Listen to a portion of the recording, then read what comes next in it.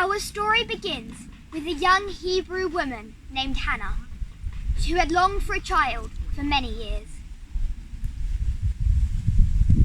Oh God, if you will take a look at my pain, if you will give me a son, I'll completely, unreservedly give him to you. I'll set him apart for a life of holy service. Before the year was out, Hannah had conceived and given birth to a son. She named him Samuel. When he was weaned, Hannah kept her promise to God and took Samuel to the temple and left him, in the care of Eli, the high priest, dedicating him to God for life. Samuel loved God and followed his commandments. The sons of Eli, on the other hand, had broken almost every commandment, and Eli had done nothing to stop them. God spoke directly to Samuel during the night. Samuel. Samuel went to Eli and said, "Here I am. You called me." He did this 3 times. Then Eli realized that it was the Lord talking to the boy and told him to go and lie down and answer to the Lord. This he did.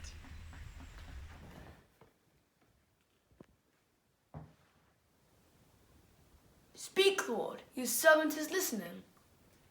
Listen carefully. I've warned Eli several times. He knew what was going on, but his sons were desecrating God's name and God's place, and he did nothing to stop them. I'm bringing judgment down on his family for good. God continued to speak to Samuel, and as he grew into a man, his prophecies always came true. The elders of Israel approached Samuel, asking him to give them a king to rule them. And God said, Samuel, go ahead and do what they are asking. They are not rejecting you. They have rejected me as their king. So let them have their way, but warn them what they are likely to get from a king. This is how the kind of king you asked for operates. He will take your sons and make them soldiers. He will force people to work the land and others to make weapons of war. He will take your daughters to be waitresses and cooks. He will take your best fields, vineyards and orchards and give them to his friends. He will impose a tax on you and you'll end up no better than slaves. The day will come when you will cry in desperation because of this king that you wanted for yourselves. But I warn you, don't expect God to answer your prayers.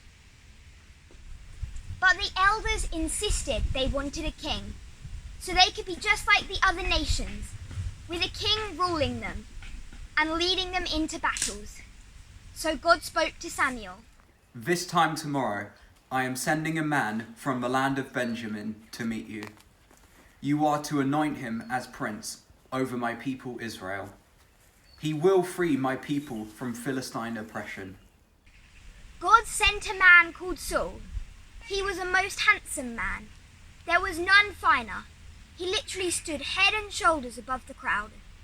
One day, Saul was sent by his father to find his donkeys. He couldn't find them, and when he heard that a holy man was nearby, and maybe he might be able to help, Saul approached the man, who was Samuel.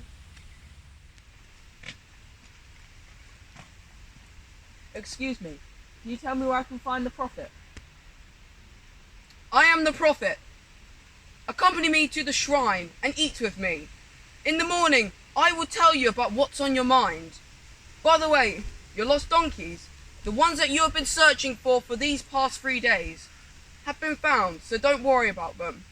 At this moment, Israel's future is in your hands. The following morning, Samuel took a flask of oil, poured it on Saul's head, and said, God has anointed you prince over his people. After you leave me today, as you approach home, you will meet different groups of people.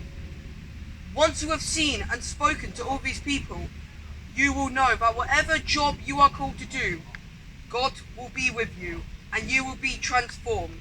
Now go, and I will find you in 7 days and tell you what to do next. Samuel called the people to assemble at Mizpah, and he addressed them. You have asked for a king, and that is what you will get.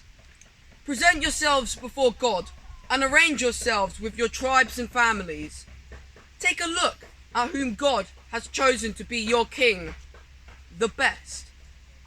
There is no one like him in the whole country. Saul! Saul! Long live Saul! Long live the king! King Saul began his reign by winning a great battle, and all of Israel celebrated magnificently. But Samuel reminded them of their mistake in wanting a king to rule them. Here is Saul, the king you wanted, the king you asked for. God has let you have your own way, given you a king. If you fear God, worship and obey him. If you do not obey him, you will fare no better than your fathers. I'm going to pray to God to send thunder and rain, a sign to convince you of the great wrong you have done to God by asking for a king. Samuel prayed, and God sent thunder and rain that very day, and the people were very afraid and in awe of God and of Samuel. Don't be fearful. It is true that you have done something very wrong, but don't turn your back on God. Worship and serve him with all your heart and soul.